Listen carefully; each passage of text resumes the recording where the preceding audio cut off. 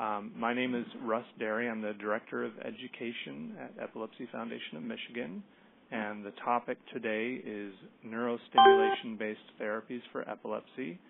And we're very pleased to have with us Dr. Andrew Zillgitt, who's from Henry Ford Health System, an epileptologist there. So Dr. Zillgitt, can you just introduce yourself and give an overview of your experience working at Henry Ford at the Comprehensive Epilepsy Center, and then a little bit about your clinical and research interests?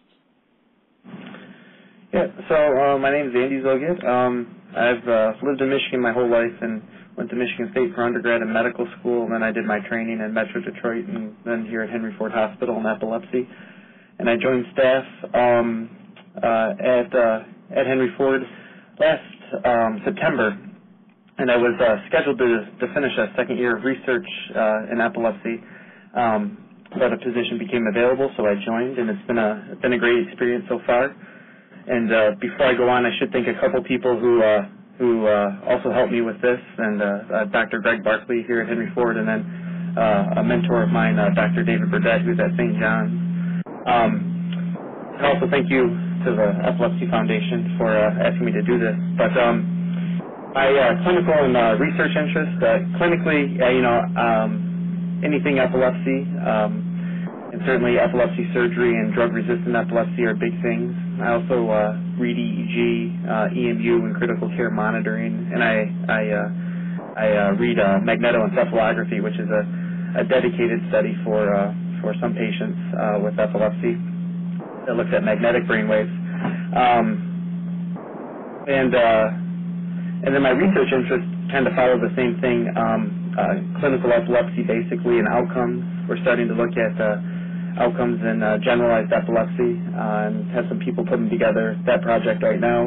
Did some work with neuroimaging and fMRI and MEG in generalized epilepsy, and then just working with the rest of the team with their projects, which are clinically oriented and trying to improve outcomes and surgical techniques. Can you, the topic again is neurostimulation-based therapies, so can you explain to the participants what neurostimulation refers to and how it can be helpful in the treatment of epilepsy? And just speaking more generally here, because we're going to get obviously into more specific treatments. So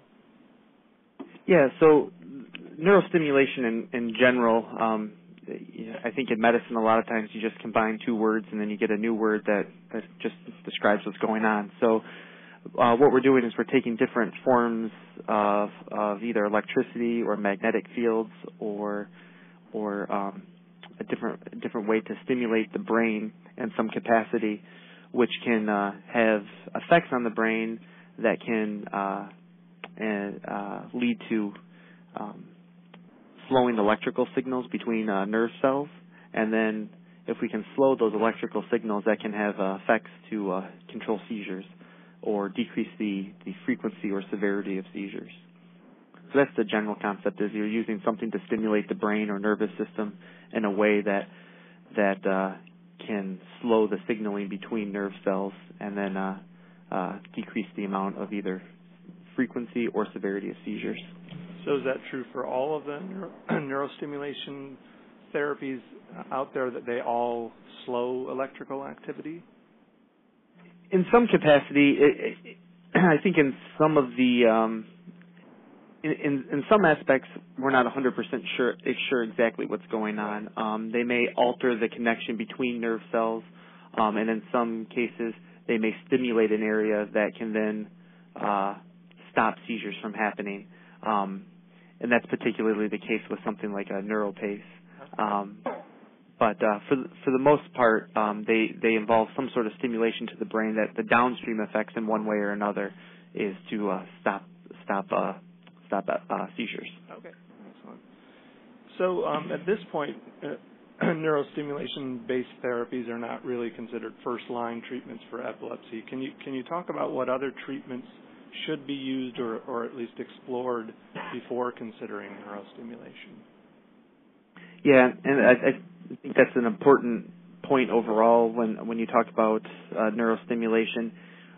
What we started to talk about was that it's not first-line therapy, And the reason it's not first-line therapy, at least right now in its current forms, is it's more of a palliative measure or an adjunctive or an additional type of treatment, and it doesn't always lead to a cure of epilepsy. And so when you look at the treatment, the first line of treatment for epilepsy in all cases should be medication.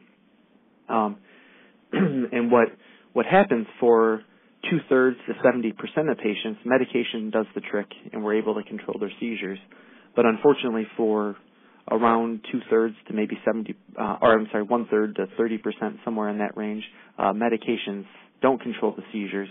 And in those situations, it's really important to undergo a thorough evaluation to see if we can identify where the seizures are coming from in the brain, and if that area of the brain could be removed to cure the seizures.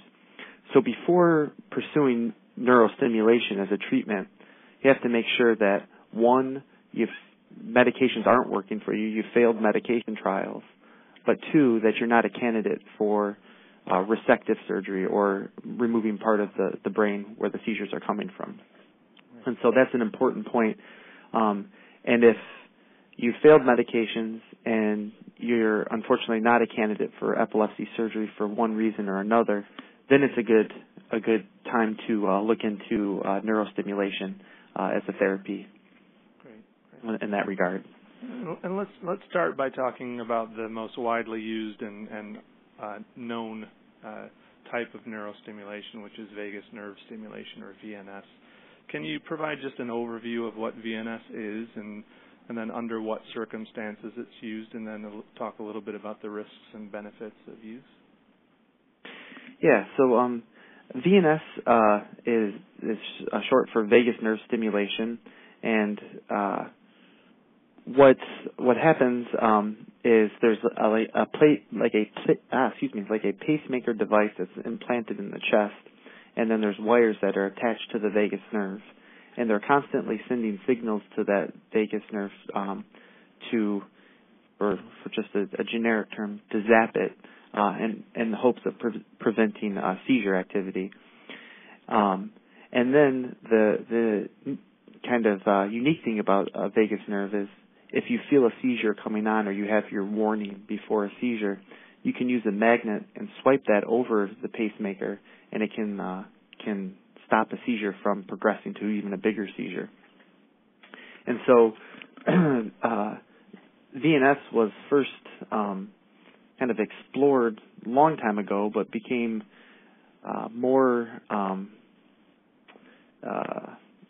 it became investigated more in the late 1980s, and the first human patient received VNS in 1988, and then there was a clinical trial that was finished in 1992, and in 94 it was approved in Europe, and then in 1997 it was approved in both Canada and the United States.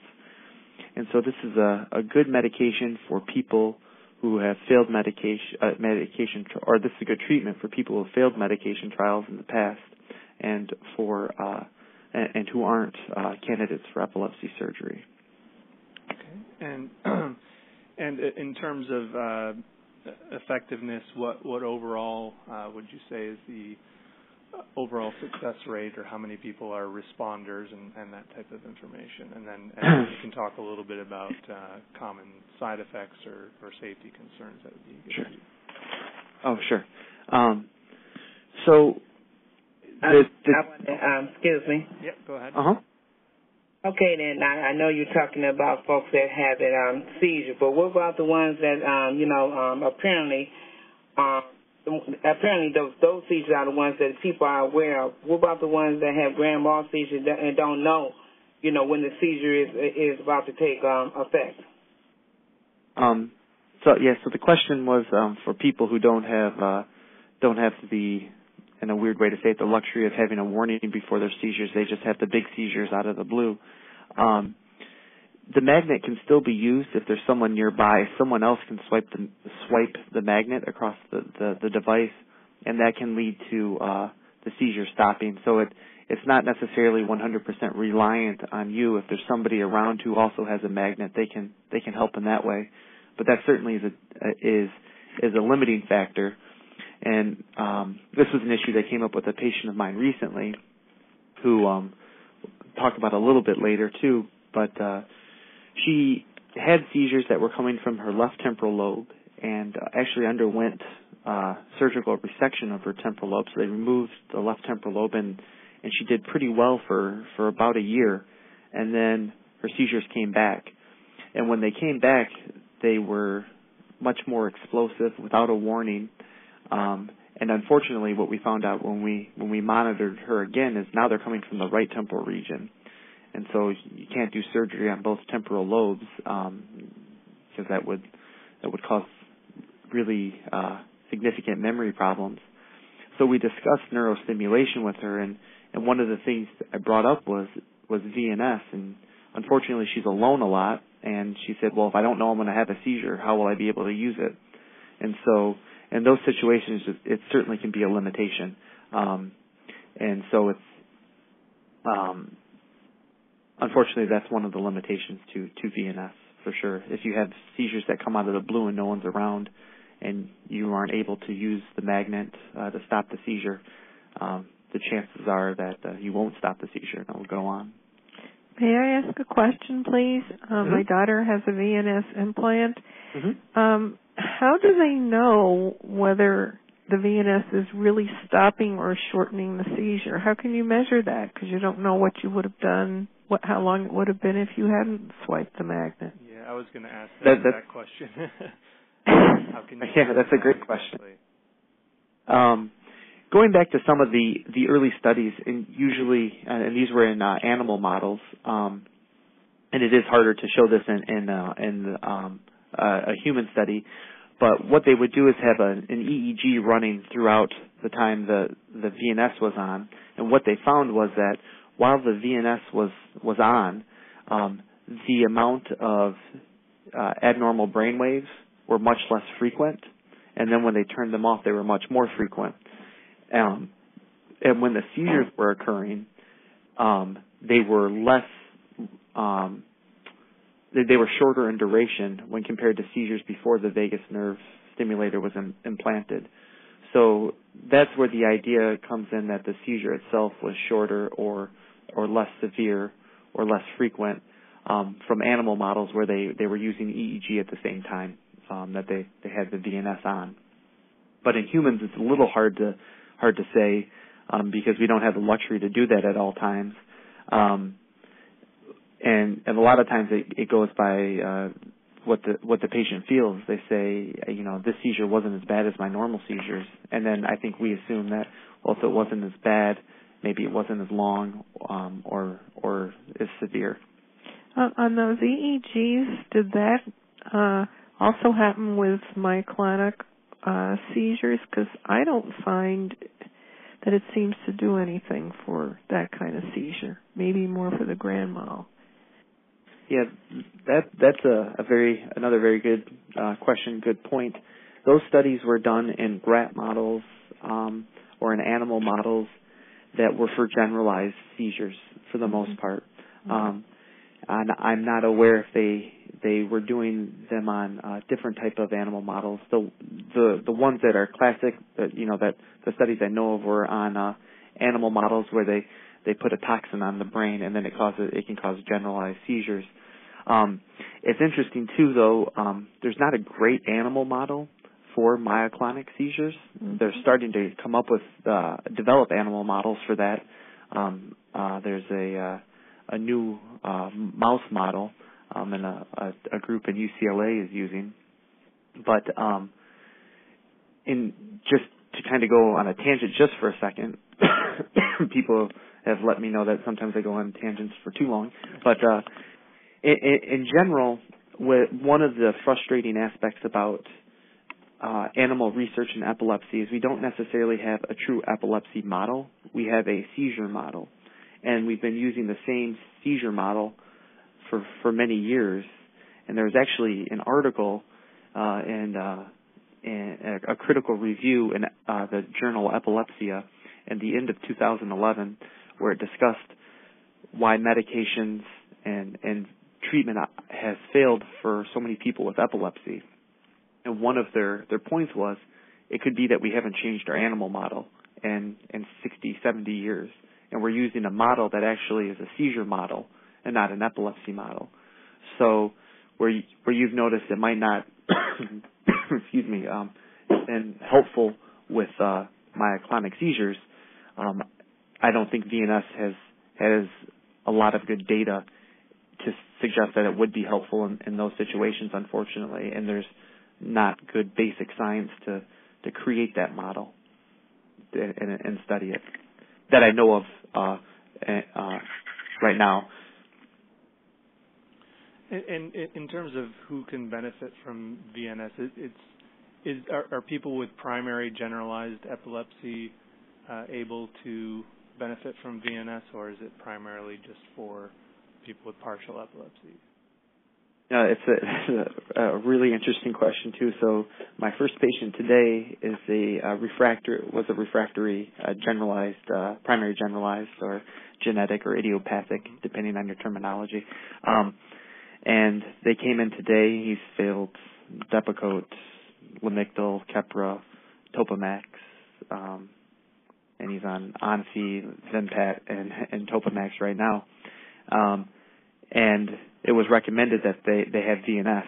And so from my clinical experience and talking with people who have a lot more clinical experience than me, they haven't seen it as successful in idiopathic generalized or primary generalized epilepsy patients. But that being said, I wanted to see what some of the evidence showed. So on my lunch hour today, I pulled up a couple of review articles, one from 2012 and then one from 2007. And in 2012, this was in the Journal of Neurosurgery and Pediatrics, and it was interesting.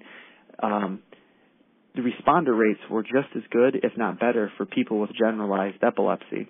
And a small study from 2007 of 12 patients, and 7 of whom had juvenile myoclonic epilepsy, 5 had good outcomes, and overall 8 patients were considered responders. And by responders, they were saying a greater than 50% reduction. So I think there's probably a role for VNS in generalized epilepsy or primary generalized epilepsy. Its FDA approval is narrow and says that it's for patients with focal seizures greater than 12 years old, but certainly it's used in a lot of other clinical settings as well. And primary generalized epilepsy, although it's not well studied, could be patients could benefit from VNS potentially. Okay, great. And can you talk about overall success rates in terms of the treatment? How many people, what percentage are responders, what percentage become seizure-free, those types of statistics? Yeah. So the general overall responder rate, and when you look across studies for VNS, about a third of patients will have at least a 50% reduction in seizures. So the responder rate, when I say that, that means that patients had a greater than 50% reduction in their seizure frequency. So if they were having 12 seizures before VNS, they had 4 after, somewhere in that range. And so a third have that. As far as seizure freedom, that varies for different patients. Some recent studies have said that maybe people with tuberous sclerosis do best with this if they can't have surgery, or that adolescent patients do better. There's not a real clear, well-defined population who would do the best. And talking with some colleagues who have had a lot of experience with VNS, they haven't had quite as a robust response of seizure freedom. And some people say they can only recall one patient out of several hundred who have become completely seizure-free. In the classics, in the studies, there was a small percentage, between maybe 2 and 4%, that were seizure-free by the end of the study. So it's really an effective medication or effective treatment for as add-on to medication, with with a possibility for seizure freedom, but certainly not a very robust data to suggest that it'll lead to seizure freedom. What about shortening of seizures, or ones that aren't responders but still have some benefit? Are there statistics on that? Yeah, and then the numbers become even better in those situations. And the excuse me, I apologize. And in those situations, the numbers approach closer to maybe 50 to 60% have a significant reduction in improved quality of life, and sometimes even higher in some studies, up to a third of patients, or 3/4 of patients notice improvement in mood and their alertness and their overall quality of life, and that's thought to be because the seizure frequency or severity has improved. Okay, and speaking of that, like you mentioned, there is some evidence out there to suggest that VNS may have benefits in terms of mood and cognitive function, but again, the evidence is somewhat limited. Can you talk more about these potential benefits and the evidence to support them, and the possible mechanisms for why you might see improvement in mood or cognitive function?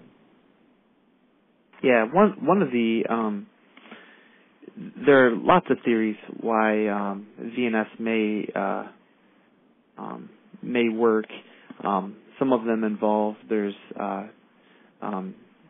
changes in the way the brain is synchronized, so that it isn't there's desynchronization, so it can't fire and cause seizures as easily. And other times it's thought that maybe it alters the network itself. One of the proposed mechanisms is that it can increase both metabolites of dopamine and serotonin, and people with depression. It's thought that there could be low levels of serotonin, so VNS indirectly may increase the amount of serotonin available, which could lead to positive effects on mood. And then when you think that the mood is improved, oftentimes the memory and cognition will also improve along with it. There's also some evidence that there's increased cerebral blood flow, or so increased blood flow in the brain to various areas, and including some areas that are very critical in memory, like the front of an area of the brain called the thalamus, but also in some of the areas like the hippocampus and temporal lobes, which are important for memory. So when you look at the proposed mechanisms, the other positive effects on mood and cognition are probably related to some combination of its mechanism, either by increasing things like serotonin or dopamine, or increasing blood flow to areas of the brain that are involved in memory. And what Can a PET scan? I'm sorry. I was just wondering if a PET scan could track any of this, if a study could be done. Would it show blood flow? And yeah, that's a great question. Yeah, and they've done several studies on that. So that's how. Excuse me, my allergies have been crazy the last month with the weather changes. So in the 90s and early 2000s, there were studies done with functional neuroimaging, and functional neuroimaging is things like PET scans or functional MRI or SPECT scans. Mm-hmm. PET scans look at the metabolism in the brain, and SPECT scans look at the blood flow to different areas in the brain.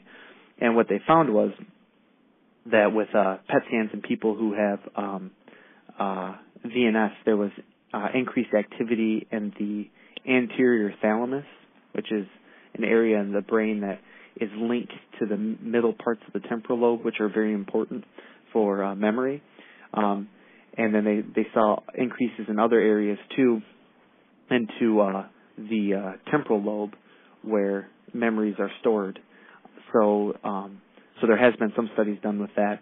A SPECT scan, looking again at blood flow, saw increased blood flow to various areas of the brain.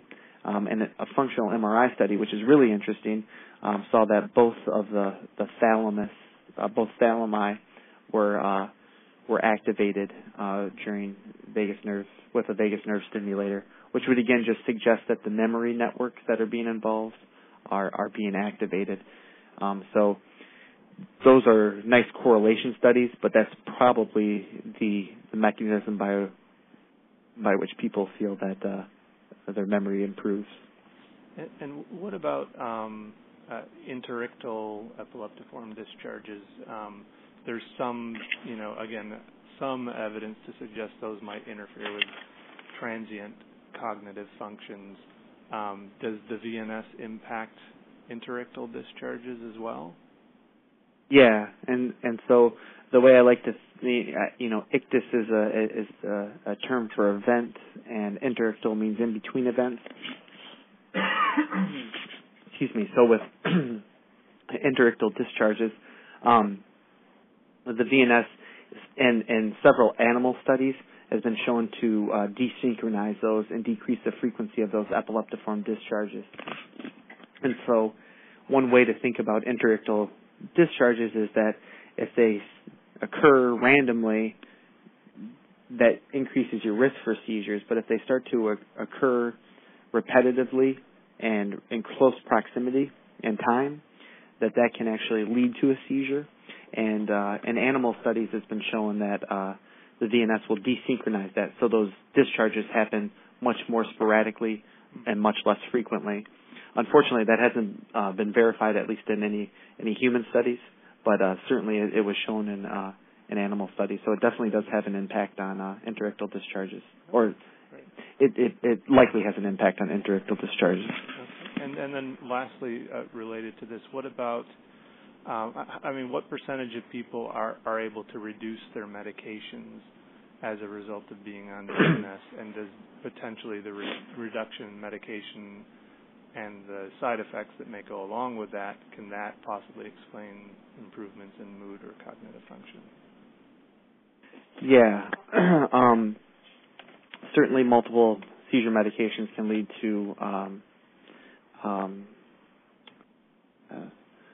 impaired cognition, and some seizure medications are notorious for that. So Topamax being one of the biggest offenders of making people feel very dopey. In that review that I was discussing just a little earlier, that was from 2012, medication use was actually decreased in about 3/4 of patients with focal epilepsy, and the same amount with people with generalized epilepsy. So there's a strong chance that it could be reduced, and people with the medications could come down in a substantial amount of patients. And if that does if that were to happen, that certainly would have an impact on memory and just thinking. The other thing, as people get to less medications, their overall outlook on their condition improves, and so that would have a positive effect in and of itself. So in this big review of patients in several studies, up to about 3/4 actually were on less medications after placement of VNS. Interesting. And now, one of the aspects of the VNS is that it can be programmed basically with a wand, so that you determine how long it's on for, and then how long it's off for, and the how intense it is, I guess. And so those stimulation settings, how much does the effectiveness of the VNS depend on optimizing those settings and tweaking those settings?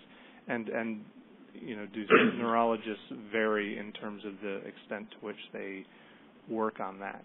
I guess is that a significant factor at all in terms of effectiveness?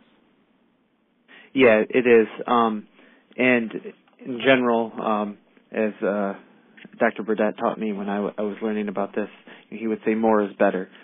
So more stimulation is better. The problem that comes from that, at high stimulation and high output currents, it's painful. And in animal studies, when there's been high stimulation frequencies, usually above 50 hertz, it can actually lead to degeneration of the nerve. So the VNS itself is programmed so you can't get to those high levels, or has limits on it, so you can't get to those high levels and cause either nerve degeneration or significant discomfort for the patient. So, in general, some of the settings that are helpful are maybe a higher output current and a rapid cycling, so a short on time and then a shorter off time. So there's a constant or a more frequent cycling of the stimulation, and that varies from certainly from neurologist to neurologist and epileptologist to epileptologist, and it's really a comfort level, and it's usually guided by patients too. So if I were to increase the output current, but you coughed, became hoarse, had throat pain, that wouldn't be an effective level for you, because it would cause too many side effects. So so you would back down in those situations, and at lower frequencies, lower stimulus frequencies, and certainly at lower output currents, the effectiveness of VNS is probably not as great. So although it might vary from neurologist to neurologist or epileptologist to epileptologist, it's always driven by how the patient feels on the medication, or feels with the treatment. And at lower frequencies and output currents, it probably has less efficacy than at higher frequencies and output currents. Right. So can we talk about the downside of it too? Because I find that if I use the magnet too often and my child is still in the middle of a seizure, she gets red in the face. She can't catch her breath because she's trying to cough and she's still seizuring. Mm-hmm. Yeah. So the biggest side effects that people experience are the throat pain, the cough, the shortness of breath, and hoarseness and changes in the voice. Sometimes there can be facial weakness and even vocal cord paralysis in some situations. There can be infections. The hardware can break. So there's lots of complications that can occur. And one of the things in a big grand mal seizure is every muscle's contracted, and you're not really passing air to begin with. And then if you're giving a stimulation that could potentially cause shortness of breath or make it harder to breathe, you're making it harder to breathe in somebody who's already having difficulty exchanging air in their lungs to begin with. Mm-hmm. So it certainly has limitations or complications and side effects in relation to that. And it's not a benign procedure to have this done, and it's not a benign treatment. It has some positive effects for some people, but certainly it does come with its risks and limitations. And an important aspect in risk and limitations, just besides what it does to the patient too, is the cost. It's an expensive procedure and it's an expensive tool to have, and the battery usually needs to be replaced within 3 to 8 years, on average about 5 years. So that becomes an issue as well. So it's not a benign procedure. It's not a benign treatment, and there certainly are lots of complications. Are the batteries getting any better so that they don't need to be replaced as often? It was my anecdotal experience. So my experience, at least with some patients, that it was almost the opposite. That it seemed like they needed their battery replaced more often than not. But I know that that's something that Cyberonics and Medtronics and people who are involved in neurostimulation don't want to have happen, because if your product is not functioning to the level that satisfies its customer, so to speak, they're not going to come back, or the doctor's not going to come back. So I know that they're working on it for sure, but still about 5 years is the average for the battery. Is VNS typically covered by either Medicaid or Medicare? To my knowledge, yeah. Especially if you failed medications. Right. I'm sure there's sometimes where you have to just do a peer-to-peer review with someone at the insurance company. That seems more common than anything nowadays. But but no, it's FDA approved and covered by most insurances. Okay. So one last thing about VNS I wanted to ask was when you have patients who are good candidates for surgery but are for some reason reluctant to have brain surgery, and understandable because that's a major undertaking, and but some people, just the fear of brain surgery and the fear of the unknown and the fear of complications is enough to make them opt for something like VNS, which they may view as more palatable or less risky. How do you typically counsel patients that are in that situation where they're actually where their outcomes are likely to be better with resective surgery, but they are leaning more towards VNS? That's a great question. I have a patient right now who's in the process of undergoing her third actual surgical evaluation, and she's a great candidate for surgical intervention. And she elected about 10 years ago to have a VNS placement. So she has a VNS right now. It's not very helpful for her seizures anymore. We redid the entire surgical workup, and everything seems to be lining up perfectly with left mesial temporal lobe epilepsy, which has the best outcomes for surgery. And she's ready to go for surgery now. And so I think one of the things that is important, no matter what, is the patient's always in charge. Our job is to be able to rattle off numbers and statistics that are generalizable to the population, and then say, this is the evidence, and this is what I think is the best choice. But what you want to do, we'll support and move down that road. And certainly, if they have VNS placement like this patient had, 10 years ago, that doesn't mean she's not a candidate 10 years later. Right. You have to redo the workup, which can be a little painful and annoying, but having VNS doesn't mean that you're done, and there's no. Oh, hopefully it means you're done. Hopefully your seizures get better and you don't have to do anything. But if they don't, you can still go on to surgery. So just continuing to discuss how the risks and benefits of the differences in outcome, and I tend to bring up epilepsy surgery almost early at most of my with my patients early, just to let them know that there's good outcomes for certain types of epilepsy surgery, and that if that becomes an option, we should always pursue that first.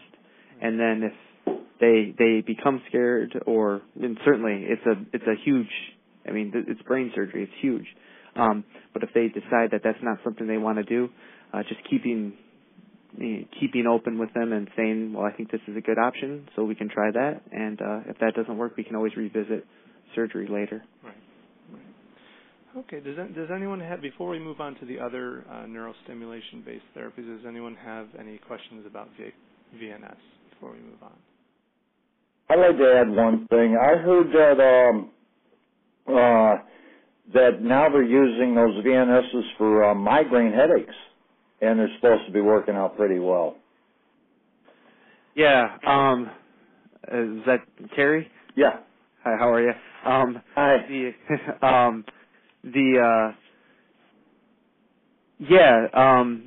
Right now, the FDA has only approved it for focal seizures, and it does have approval, I believe, for depression, but that's a little controversial. But certainly, it's being used in other situations. I don't have a lot of the data on migraine. From what I've heard, is for some patients, it's very helpful, but I don't have a lot of data on that to guide anybody one way or the other. But certainly people who have headaches that are so debilitating that they've exhausted their treatment options, it might be an option for them. Yeah, I've known people like that. That's why I ask, because I know how slow the FDA is. Yeah, we can talk about that a little bit later too if you'd like. It's very slow. Okay, any other questions before we move on? Okay. So let's talk now a little bit about deep brain stimulation, or more specifically, electrical stimulation of the anterior nucleus of the thalamus. which has shown some promise in epilepsy. And can you just provide an overview of this therapy and what it involves and who it may be helpful for, and then, again, what the research has shown so far in terms of safety and efficacy, and then also talk about what stage it's at right now with FDA approval and availability. Excuse me, I apologize. So deep brain stimulation is a fascinating technique that has a lot of use in patients with movement disorders like tremor or even Parkinson's disease. And the reasons why it works in tremor and Parkinson's disease is probably different than the reasons it works in the way it works in treating seizures and epilepsy.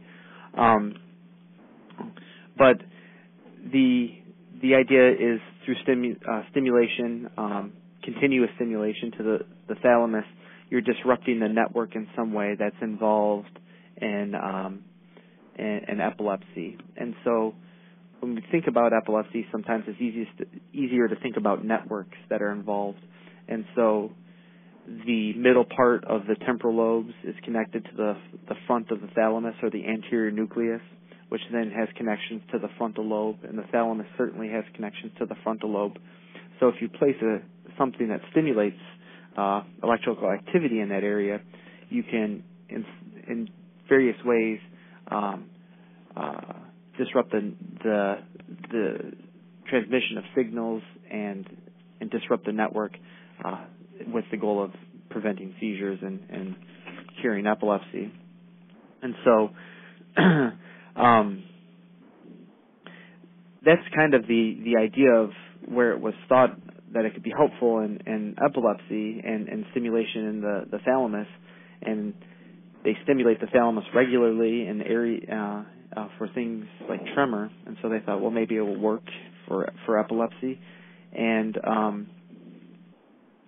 it's probably, if it ever does become an approved treatment by the FDA, it's probably best for patients with temporal lobe or frontal lobe epilepsy, just because the thalamus has very rich connections to those areas.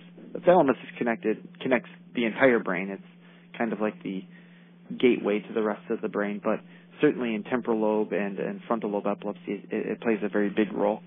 So that's probably where it'll find its most use so far, or most use in the future. But so far, it's still an experimental technique, and the trial where it was assessed and studied greatest was a trial called the Sante trial, or stimulation of the anterior nucleus of the thalamus for treatment in refractory epilepsy. I've heard some people say Sante trial and some people say Sante trial, so I say Sante trial. And so this was published in the journal Epilepsia, I think in 2010, and it's an interesting study because it's an example of, I think, what people have already kind of alluded to a little bit in politics, the FDA meeting up with science and clinical trials and medicine. So overall, this was a study where they put stimulation into the anterior nucleus of the thalamus, and then after a period where some patients were treated and other patients weren't, they turned everybody onto treatment, and then there was what's called an open label, where everybody knows what treatment they're getting, a period that lasted up to 3 years. And so what they found was the overall results were that there was a reduction in the median amount of seizures, so median seizure reduction from the baseline of 40% for those who received stimulation compared to 14.5% who did not. And that reached statistical significance. There's some caveats to that. But at 3 years during the open label study, there was a 58% reduction overall in patients who received stimulation. And 14% of patients, so a considerable number, were seizure-free for at least 6 months. The study enrolled a total of 157 patients over 17 centers, and by the end of it, there was 91 patients who remained active in the study. Of the 157 that were enrolled, 110 were implanted, and then 108 went on to complete the initial portion of the study.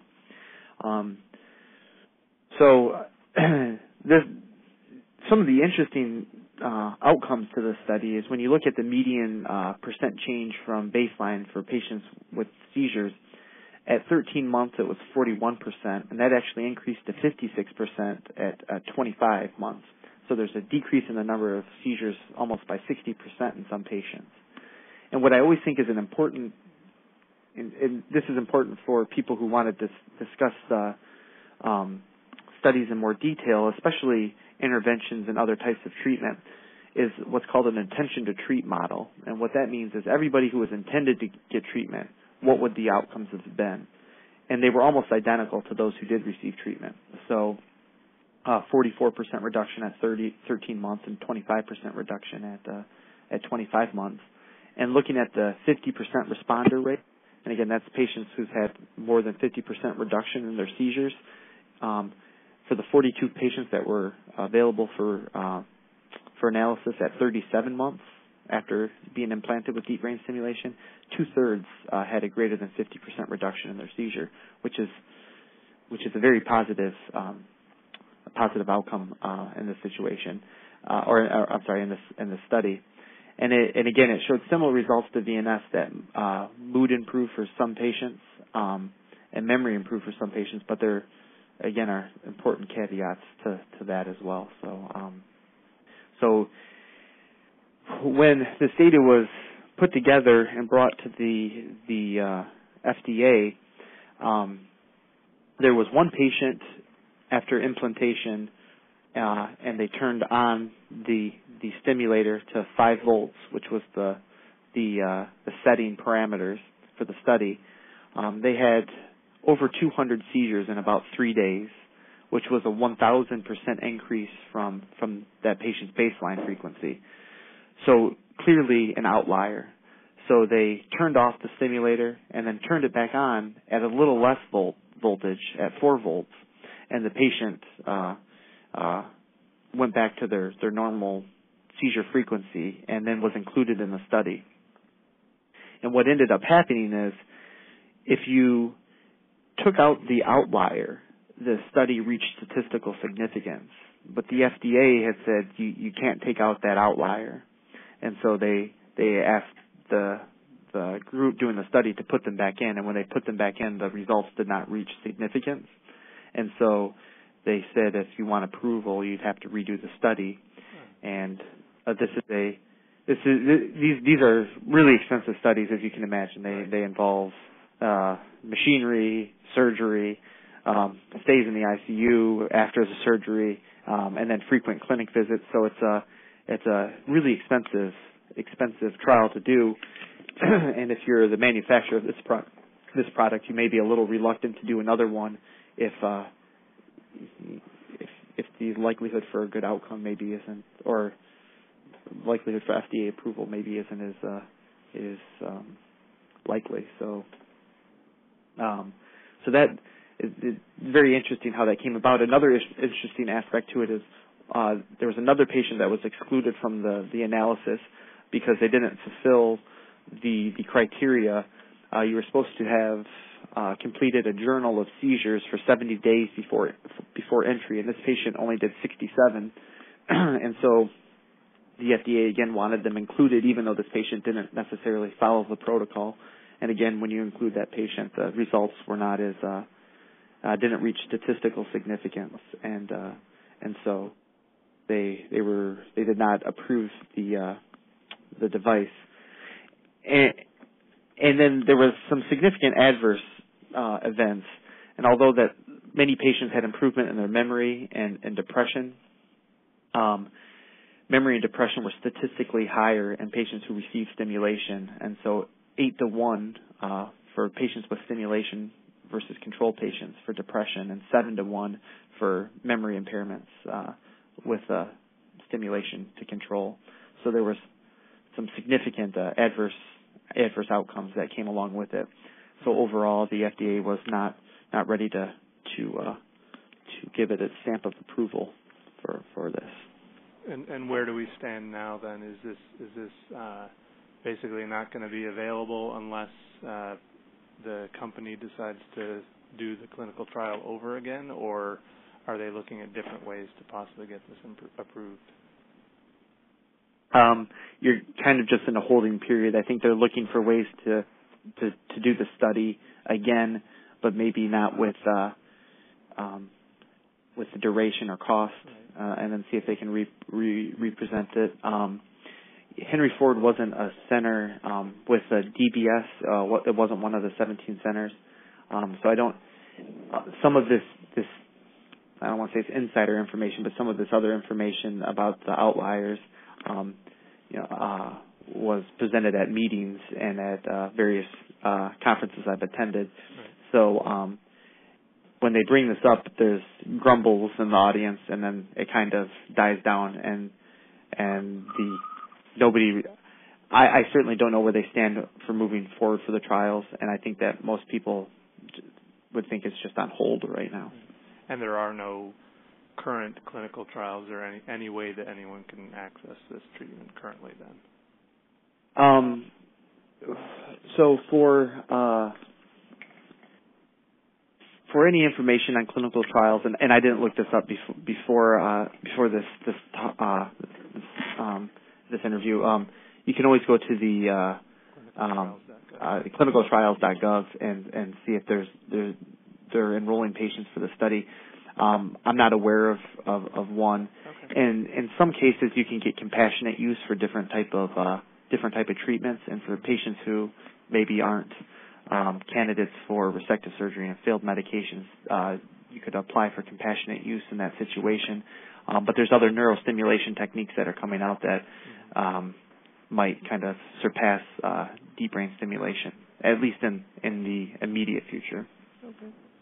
So speaking of other technologies, let's move on to responsive neurostimulation. And as the name suggests, this goes kind of a step further and actually delivers stimulation in response to the beginning of seizure activity. So when the device detects the beginning or the starting of a seizure, it delivers stimulation. So can you talk more about this treatment, and same sort of questions as the last one? Where are we at? What do we know about it so far? So overall, we're a lot farther along with responsive neurostimulation than deep brain stimulation, and so that's good news. And responsive neurostimulation is different from both VNS and deep brain stimulation, and an important it's an important way it's different. VNS and deep brain stimulation are what we call open loop stimulation techniques. So they constantly give stimulation, and as you brought up, NeuroPace or RNS is a closed loop. So it's actually a pacemaker that's placed under the scalp with electrodes on top of the brain that are programmed to detect when there's abnormal brain waves coming through. When those abnormal brain waves come through, it sends a pulse of electricity that can stop the seizure. And this was a trial that was in which Henry Ford was one of the operating sites, and Dr. Barkley was the principal investigator for the site here. And so I spoke to him about some of the patients that came through, and he could give me some updates on the patients at Henry Ford, so I can talk a little bit about them too. But there were 240 patients enrolled in this study, and it went from December of 2005 through November of 2008. So the study's been over for 5 years. If you can, going back to how slow the FDA moves. Right. And I always remember what my epidemiology professor told me in college: science moves slowly, but nobody else does. So that's another issue, another digression. But anyway, these patients were enrolled, and they were put either into active stimulation or what was called sham stimulation. So they for 12 weeks and after that 12-week period, then both groups received treatment. And this study had similar results to deep brain stimulation. And what was found is that during the 12-week or the blinded evaluation period, there was about a 38% reduction in the treatment group of seizures compared to an 18% 17% reduction, and the sham group or non-treated group. And then once both received treatment, it was very interesting. That occurred around 20 weeks after the implantation, and there was a dramatic decrease in those who had it turned on, and their seizure frequency. They're looking at one of the figures. They went probably from about a 37% reduction to all the way down to about a 26% reduction in their seizures. Or I'm sorry, median seizure count per month, so from 35 to 26. And interestingly, those that were not treated early never approached the same benefit to those that were treated early, at least for the first 9 months post-implant.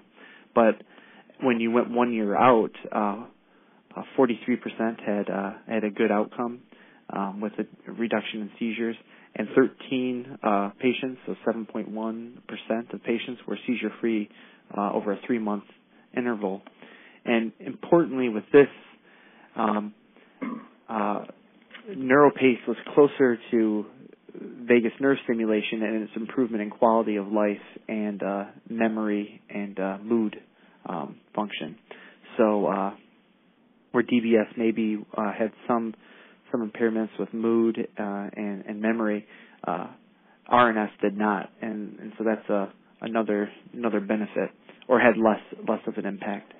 And so this was presented to the FDA, and just in February of this year has met what they call the evidentiary evidence for approval.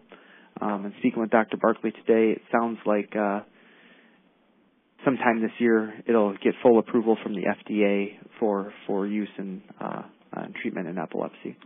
So it looks like by the end of this year that there will be a new intervention technique or surgical technique for patients who have drug-resistant seizures and drug-resistant epilepsy. So right now it's made the big hurdle to have its initial approval from the FDA. Full approval should come sometime at the end of this year, hopefully. And is this surgery? Sorry, go ahead. Whoops. Is this surgery less traumatic or less likely to cause problems than the deep brain stimulation? Yeah. So as far as some of the side effects with memory and mood, yeah, it's still a procedure and an invasive procedure in the brain, and in the clinical trial, at least, there was a 5% risk for hemorrhage, and by hemorrhage, a bleed involving either the brain or the lining around the brain, and there was about a 5% risk for infection. Overall, there were 6 deaths, and 4 were attributed to sudden unexpected death in epilepsy. But so again, this isn't a benign procedure or a benign treatment, but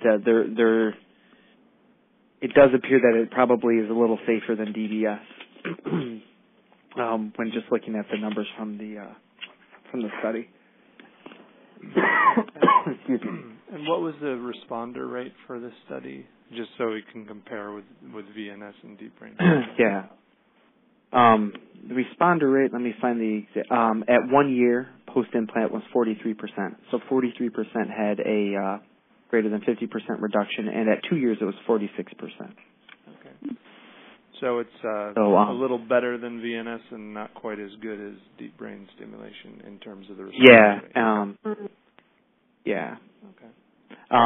and some of those, the deep brain stimulation results, again, might be confounded in one way, either from including the outlier or not including the outlier. So some of the results are a little difficult to interpret, but it does seem to have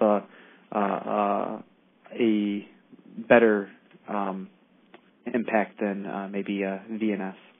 Okay. In terms of the effectiveness of RNS, how much does that depend on the sensitivity of the seizure prediction technology?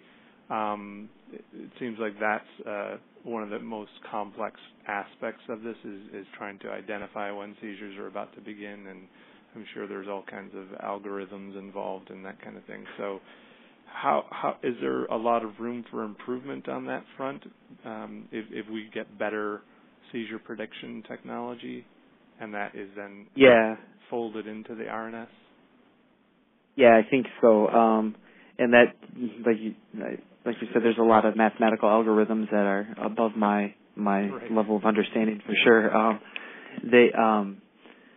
And that's being worked on right now. I know there are some people who are trying to detect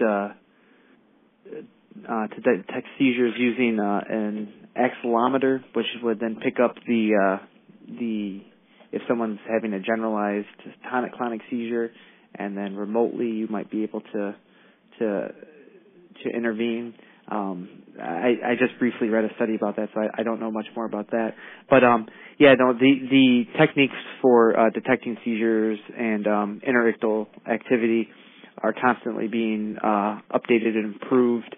Last year at the American Epilepsy Society meeting, there was a whole section of posters just dedicated to that, and there's some that look like they're more promising than others. And as we get better with those detection methods, certainly seizure detection would improve for sure. One of the aspects that in some of the settings for and I want to make sure I have it right. Some of the settings for NeuroPace is that it's samples, I think, it looks for activity that is around 200 hertz, or that's what it's sampling at. So that allows you to see some fast activity in the brain that can occur. And seizures typically have very fast activity at the beginning that slows down, and there's a concept of high-frequency oscillations. And when you're looking at things in different parts of the brain, or when you're looking at high-frequency oscillations, they're different in different areas of the brain. So that could be that as detection gets better, we might know that if you're looking for seizures in the frontal lobe, you might need to sample or at a higher frequency to detect the seizure, as opposed to if you're looking in the middle part of the temporal lobe. So there's lots of techniques that could really make detection better, and when that happens, you'd be able to see maybe if seizure control is improved. Right. Where is it implanted, and what's the battery on this? The battery on this actually is longer from my understanding, up to 8 years, I believe. And where it's implanted, it depends on where the seizures are coming from. So this is another interesting thing about NeuroPace, is that it's put over the seizure onset or the epileptogenic zone, and then in patients that may vary from person to person. So if or in patients, sometimes the seizures may be coming from two different areas. So if you have a seizure coming from the left frontal region and then one coming from the right middle temporal lobe, you'd put one over the right middle temporal lobe and then one over the left frontal region.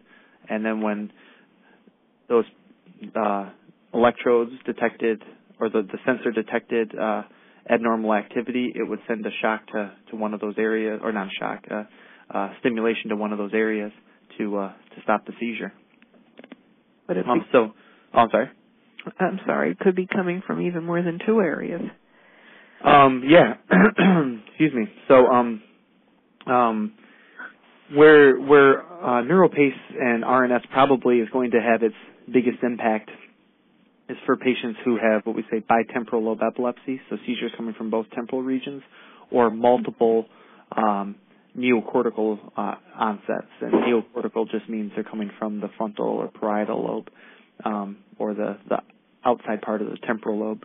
And so in those patients, or those type of patients, you could put them over a couple different areas.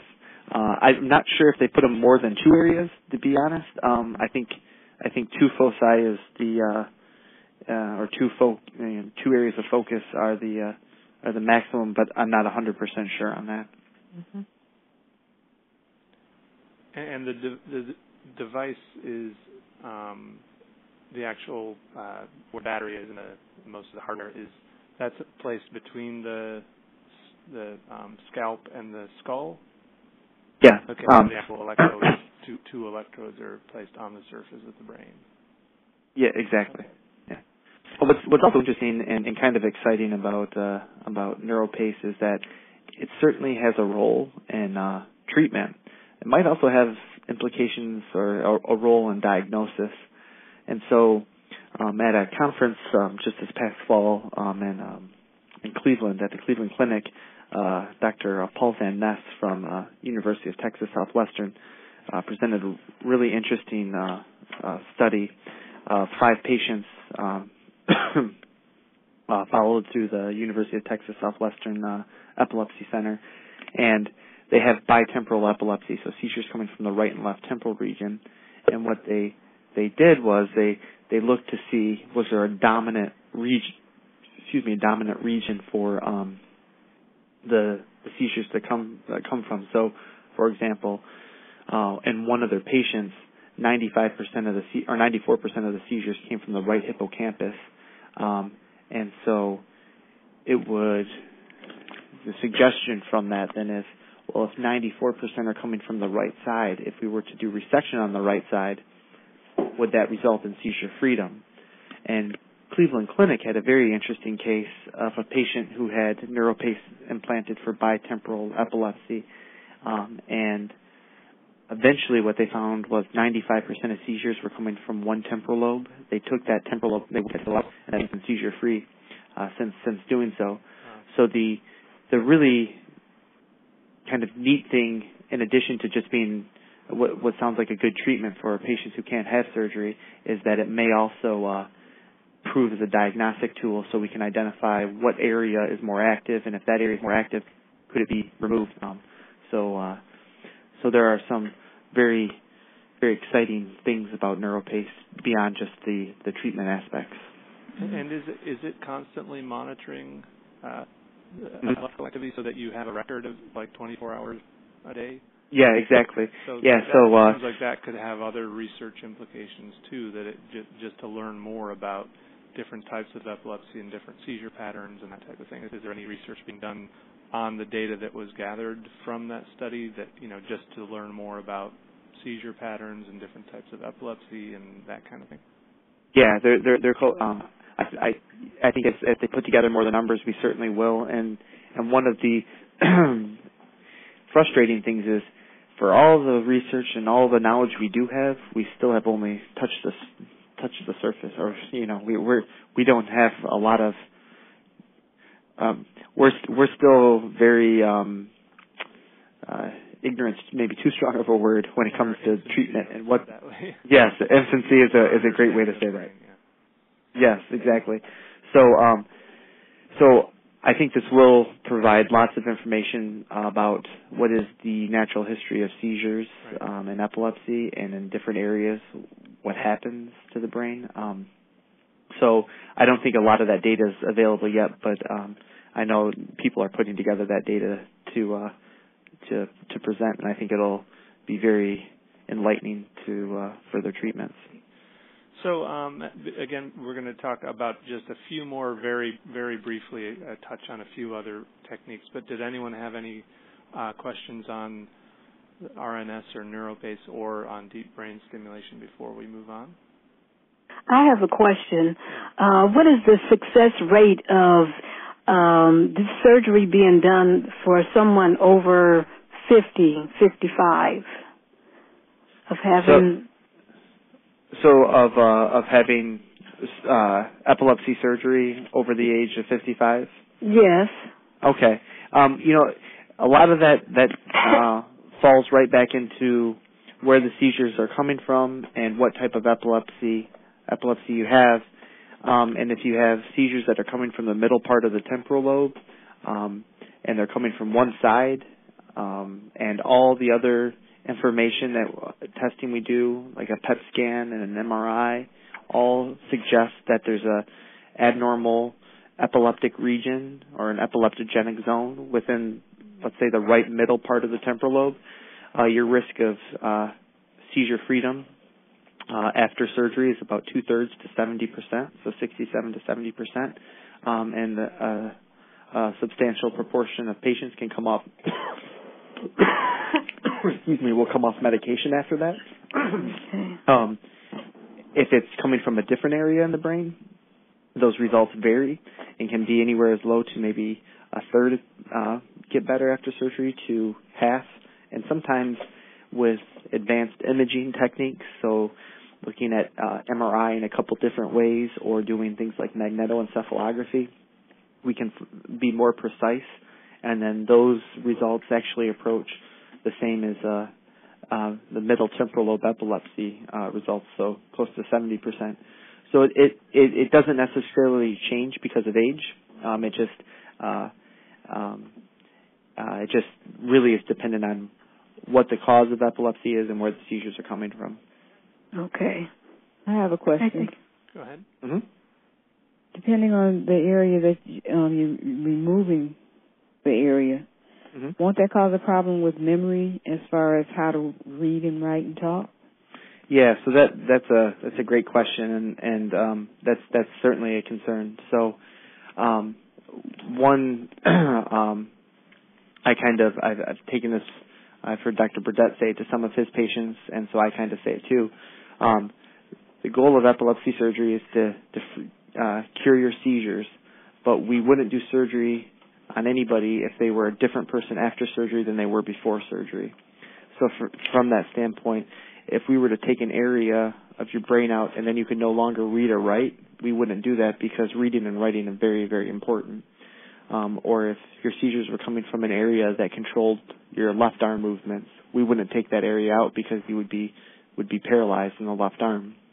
An example of that happened just recently with a patient here who had seizures, and when we monitored him by putting electrodes on top of his brain, we saw the seizures were coming from the right frontal area, and it controlled his leg.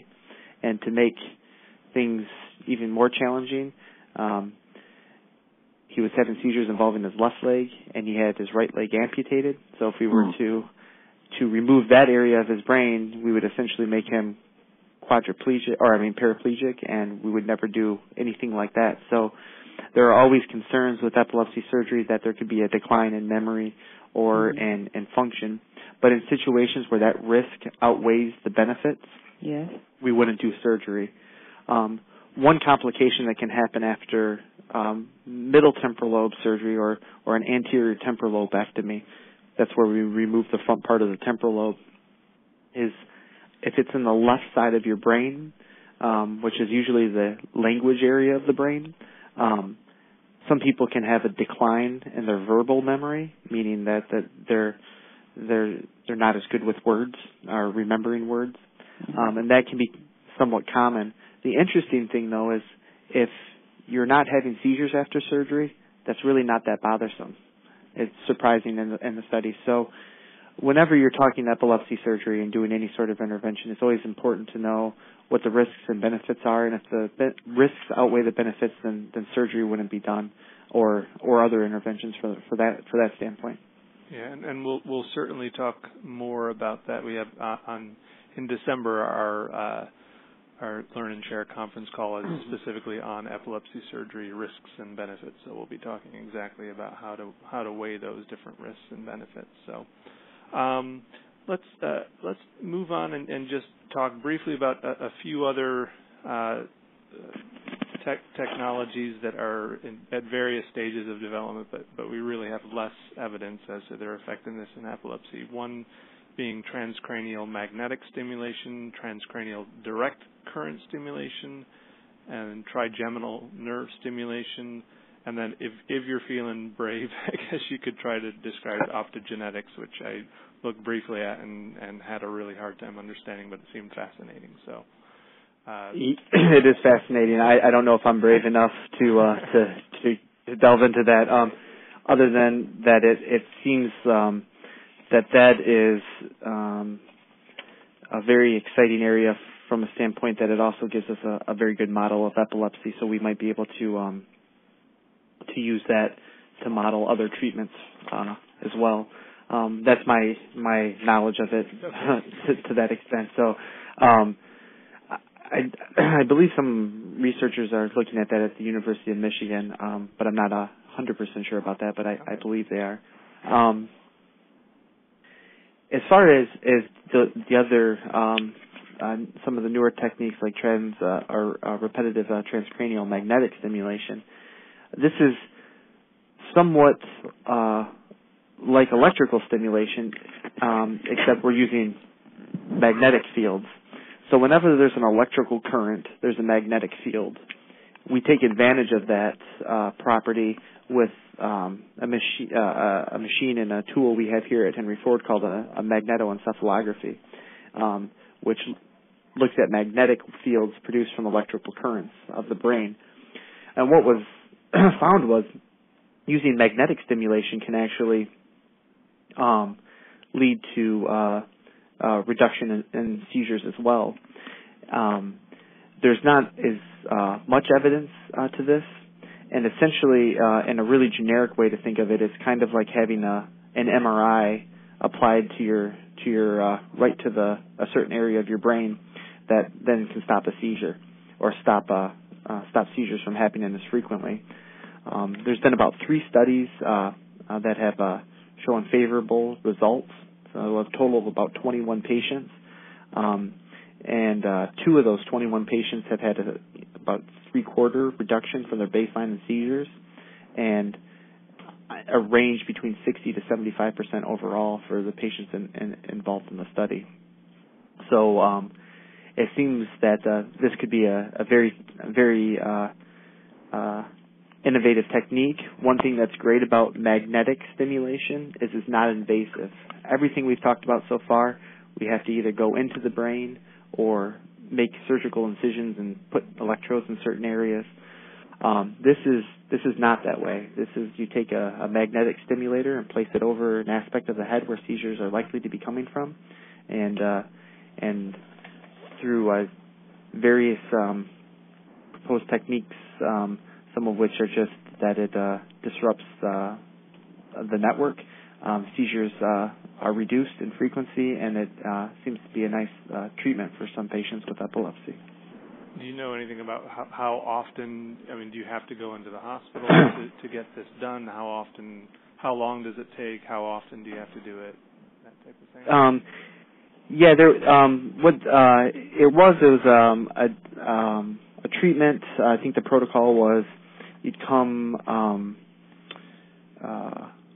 once every 2 weeks, and then once every month, and then once every 2 months was the frequency they came in, and then they assessed 6 months out to see how patients were doing. So that's like a one-time visit stimulation, and then you may come back in a couple weeks for another. And it lasts just, 20 minutes or something like that? Yeah, the protocols aren't very well set just yet, and I'm not familiar with all of them. But it's my understanding that you come for about I don't know the duration of time to be quite honest. Okay. But it almost looks very futuristic. It's a magnet at the end of like a pole, and they stick it next to your head, and it's quite interesting.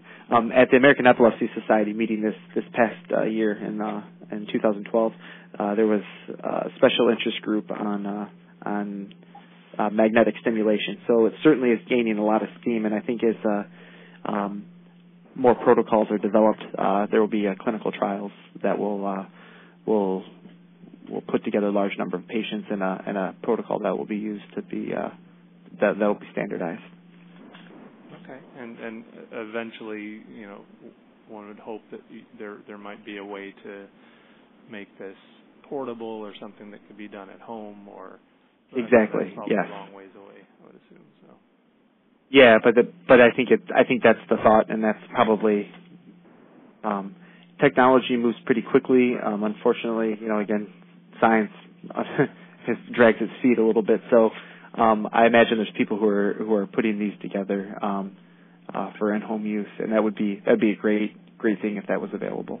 And it seems to be quite safe for people. Okay. And I imagine transcranial direct current stimulation is a similar process, just using electricity rather than magnetic fields, correct? Exactly. Yeah. So there's stimulation, and when there's cathodal stimulation to a certain area of the scalp, it can suppress seizure activity. And in one study with 19 patients, there was a reduction in the number of epileptiform discharges and the frequency of seizures that lasted for 1 month after treatment. And there was another case report that I came across, and there's not a lot of data to put together large numbers of this, but the concept is exactly what you said: the electrical stimulation to a certain area that prevents seizure activity. In this one case where they was an 11-year-old young woman, she had intractable epilepsy, and 2 months after the intervention, she had a 50% reduction in her seizures, and then had about a 75% reduction in her seizures that lasted for about 2 months. Okay. And so this seems like, yeah, this is non-invasive as well. It involves a little electrical current, but it's not an invasive technique. Right. And then the trigeminal nerve stimulation is more similar to vagus nerve stimulation, but also it's external, right? It's non-invasive. Yeah, exactly. And this was a very interesting study. I think it came out just last month in Neurology, and in 50 patients, 25 who underwent the treatment arm, and then another 25 who went into what is called an active control, so they didn't receive as intense stimulation. There was a 40.5% responder rate, so a little bit better than vagus nerve stimulation, for about 18 weeks after treatment. And so those results sound promising. There wasn't any statistical significance between the treatment groups, but when you look at the numbers, 40.5% had a responder rate in the active treatment compared to 15.6% in the active control. And so even though that doesn't reach clinical significance or statistical significance, there might be clinical significance in that, and it's just not enough patients to really power the study. Is that so that it seems like go to a larger clinical trial then? Yeah, and that I think that's moving pretty aggressively right now. It sounded like from what I read in the journal article, and then also just looking online at a couple other institutions. So UCLA and USC were the sites enrolled in this study, and it seems like they will pursue this more and move toward I think a phase 3 trial. Great.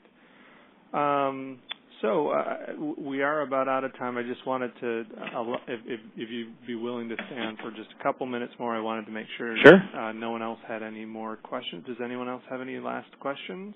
I have one brief question on RNS. Mm-hmm. Do you also have limitations in being able to do MRIs like you do with the VNS?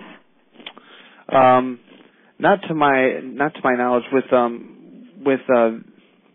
Although intuitively I would say there are some limitations. With VNS, we still do that regularly. We turn the VNS off during the time that they're in the magnet. So I imagine you could do the same thing with RNS, but I'm not 100% sure on that. don't you have to have, even if you turn it off, a certain level of magnet only that you can use if you have a VNS? Yeah, and usually, at least for the patients I've had, I haven't run into a problem with that with our magnet here. We do that fairly regularly. Just last Thursday, I had a patient with a VNS that we turned off so he could go have his MRI and turned it back on. And several of my other patients with VNS, I haven't run into any problems with that here. So I'm not 100% sure what it's like at other places, but so can you do MRI anywhere in the body, including the brain? Mhm. Yeah, that's what for my patient with VNS. Mm-hmm. Yes. Yeah. With my patients, that's what we were doing. We were doing MRIs of the brain, and turning their VNS off while they were in the MRI. They got out of the MRI. We turned it back on and then sat around for a while to make sure that they tolerated our changes or tolerated restarting it. Mm-hmm. So yeah, we haven't had any problems here. But I know there are some limitations with it, and I think with some of the newer technology and newer magnets, they're trying to be more MRI compatible. Mm-hmm. Yeah, I have 4 screws in my neck, and they're made out of titanium, and I think I've never had a problem with getting an MRI. Yeah. So if you had those placed, in the maybe early 90s, you might have a problem, but nowadays for sure they're using much more MRI compatible devices and technology. All right. Well, I want to thank Dr. Zillgitt for your participation and all the great information you provided. It's a lot of promising technologies out there, and a lot of frustration that some of it's being held up, but I think this gives a lot of us hope as to new treatment options that are going to be getting better and better as we go along. So thanks again, and thanks for everyone who participated. Yeah, thank you very much for having me. I really enjoyed it, and I hope it was helpful and informative. Okay, thank you. Thank you, John. Thank you. Talk to you later, Ross. Bye. Bye. Bye. Bye.